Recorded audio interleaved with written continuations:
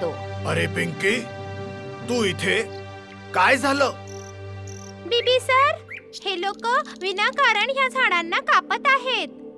बीबीने विचार केला. पिंकीच्या समोर आमचा खरेपणा उघडकीस नाही आला पाहिजे. आतासाठी या गोष्टीला मी इथेच दाबून टाकतो. तुम्ही ह्यांना काहीतरी बोला ना सर. तुम्ही या झाडाला नाही कापू शकत. चल निघून जा इथून. पण बॉस, निघून जा मी म्हटलं ना. ते लोक तिथून मशीन घेऊन चालले गेले आणि बीबी पिंकी आणि गोलू सोबत बोलत होता. बरं झालं की तुम्ही लोकांनी त्यांना अडवलं. असंच जर तुम्हाला कोणीही झाड कापताना दिसलं तर मला तुम्ही नक्की सांगा, ठीक आहे?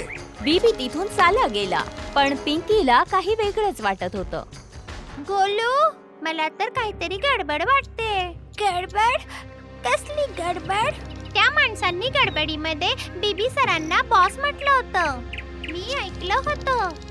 त्या माणसाचं आणि बीबी सरांचं काही कनेक्शन तर नसेल ना?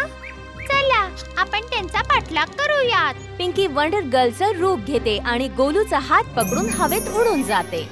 दोघं लपून छपून बीबीचा पाठलाग करत शहराच्या बाजूला असलेल्या जंगलात पोहोचतात. तिथे खूप लोक दिसून पडतात. त्यापैकी काही लोक झाडं कापत होते. काही लोक कापलेली लाकडं ट्रक मध्ये भरत होते. बीबी क्राऊड मध्ये असलेल्या एका माणसाला रागवत होता. तुम्हाला 100 वेळा सांगितलेलं आहे की इतरांसमोर मला बॉस म्हणायचं नाही. आज त्या हुशार मुलीला लक्षात आलं असतं तर. Sorry boss. ठीक आहे, चला कामावर लागा. आज 4 ट्रक भरून लाकडं पाहिजेत मला. लक्षात आलं?